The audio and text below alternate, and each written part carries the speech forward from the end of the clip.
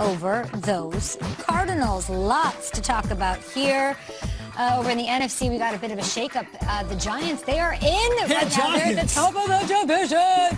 Wayne Gallman, we see you. While the Rams drop into the wild card column, the Bears. Somehow their Bears are still not. They are, apparently. Okay, so it is playoff crunch time right about now, right? There are still 2 games left. Which team do you think dropped the ball in week 12?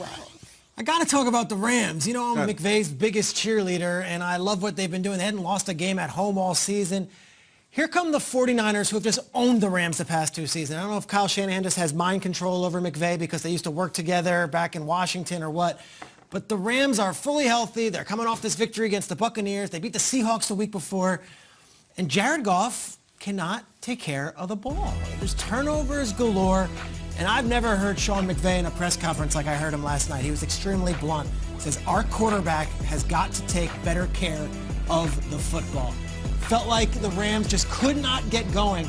And what a credit to the 49ers. Deebo Samuel, outside of Tyreek Hill and A.J. Brown, might have been the best receiver in football yesterday. Javon Kinlaw and Kerry Hyder were flying all over the field. And Nick Mullins walked into SoFi Stadium and just came out there and was the better quarterback in a battle between 2 NFC West teams in a must-win for the Rams. That goes from being, hey, we might have home field throughout the playoffs and number 1 seed to now being back in the wild card again.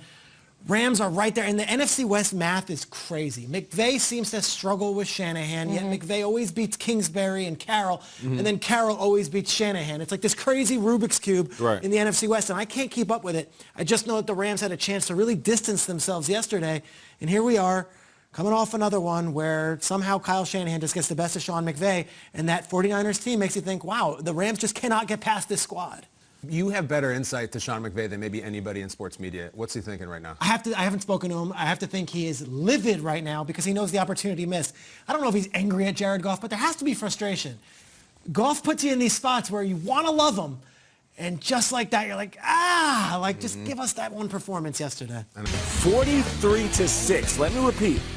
43-6. Remember the moral victory of almost winning last week? Well, they had an emotional letdown in this one. So here are head coaches John Gruden and quarterback Derek Carr after the loss. I'd like to say, apologize to the Raider Nation and really compliment the Falcons. They played a hell of a football game, and we did not. The turnovers, the penalties, inexcusable. It's a reflection of me. We're a lot better team than that. They haven't felt this way in a while, so it's a gut punch for sure. I said it, Derek Carr, don't lose this game. Everyone is behind you, and they lost. And I think the most disappointing loss among a lot of disappointing losses here in Week 11. The Raiders have fallen a game back now. The Dolphins and Colts. The Colts are on the outside of the playoff race now, looking in. Schrags, what happened?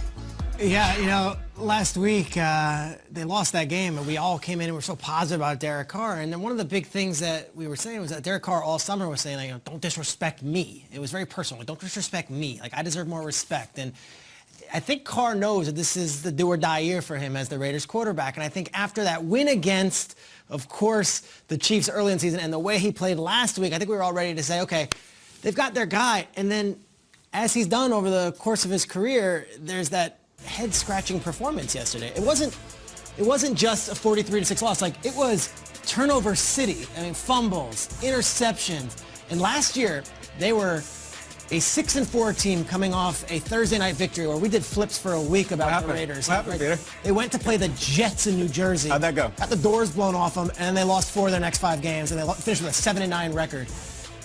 Here we go again. I mean, if fool me once, you know, it's like one of those deals. Don't get fooled again. I don't know. This was as disappointing a performance any team had this week. Derek Carr did not look like a starting quarterback in the NFL. He did not look like a Pro Bowler, and he certainly didn't look like the MVP candidate we were singing about yesterday before the game started. So I would just say this. Raiders, there is still time left in the season to turn this around, but the disappointment of that performance from both quarterback and team cannot be underestimated. Even Raiders fans who are so vocal online and so supportive of their quarterback, even they have to look and say, gosh, how does that happen? You know what it is? We told everyone, you got to watch this new show. It's called the 2020. You got to check this out. and they pull it up. They're like, this show sucks. It's boring. It takes, no, you got to just wait. No, it's like, you know, the Mandalorian or Queen's Gambit or something. People turn it on. They're like, this is the show you guys wanted us to watch? All those dumb penalties, all those turnovers, they got absolutely destroyed. I said it last week. Everyone, oh my God, you almost beat the Chiefs. Who cares? And you know what's funny? I mentioned this on the air. I got a message from a Raiders fan on Instagram after I had that little speech. He see you. Yeah, I'll read it. He said a week ago, real talk, bro, I want to take you to the ring. Me and you till I knock you out. All right, this guy sends me this. Because you're critical of the Because I was critical of saying, why'd you celebrate a loss? Till he knocks you out. He's yeah, like, and so I'm like, I'm out. And it's like, I got your back. Let's go. And like he's Jake Paul. Yeah, no, exactly. And then Nate's just asleep. How is Nate? All right, so no, hold on. I got a point here. Okay? So this happens. This is important. Let me finish. I get this message from the same guy. The same guy just a couple days later. He says, hey, Kyle, my bad, bro. I watched you on the show. I feel bad. I was just in my feelings. 2 hours later, hope you had a good Thanksgiving. 2 hours later, I seemed like the bad guy. 3 hours later, damn it, I feel bad now. Screw that, dude. I liked the first guy. You didn't fight me. You went soft. I'm sorry. I didn't have a good thing. No. The hell with my Thanksgiving. No, I mean, the whole deal with the Raiders was you guys thought you were so tough and you just embarrassed yourself. And we talk all the time on the show about trust. Do we trust this team? How do you trust this team ever now? That was the worst loss of the season. The whole season by any team. We can't be in on the Raiders. I'm not watching this show. No, screw it. DVR it, let it pile up and delete them all. That guy hit me up too. Yeah, you up guy. Same guy. He was like, I'm the guy Kyle's talking about. I just want to let you know I'm not a bad dude. Oh I was my like, gosh. I'm not getting in between the beef, you know what I'm saying? But, you know, it's funny because I was watching this game, and because I was apologetic for the Raiders last week, and I felt like, you know, that game, they were so close to beating the Chiefs again, that as I'm watching this game, I hear myself making these excuses for the Raiders. They'll bounce back. It's just a turnover. The defense will do something. The offense will get going. They got playmakers. And then right around halftime, I literally had to tell myself, like, why am I making excuses for the Raiders? This isn't about the Raiders. This is about the Falcons smacking up the Raiders. Okay. Let's just keep it real. We like to keep it real on this show. So as much as I can say, oh, the Raiders, you let one go, and this is a disappointing loss. No, the Falcons came in more motivated.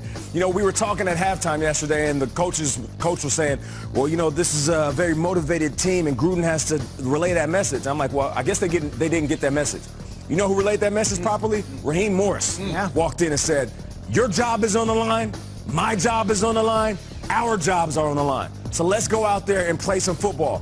Plain and simple, black and white, the better team was the Atlanta Falcons yesterday. And I'm not sure that they're going to win against the Jets next week. I think that's the kind of trust we've lost in them. I don't put it past them to lose those. They do have a shot to make up ground in the playoff race. They have the Colts and the Dolphins ahead of them, the two teams in playoff spots down the stretch of the season. I bring up something to you, though, Nate. Because I'm trying to, you know, I sat on game day and was like, play Nelson Aguilar, play Derek Carr to everyone in the world. How much blame do you put on Peter Schrager? For hyping up For Derek the Carr? play calls. Oh. Who plays, bro. I forgot about that. How much that. blame do we put at our friends' feet? Peter, what'd you do?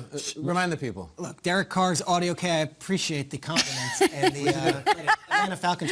Derek Carr's audibles were very loud on Sunday night, and on Wednesday on Cool Plays, bro, we kind of showed what they were doing as far as the audibles, yelling You showed out everything. left-handed quarterback, basketball players, right?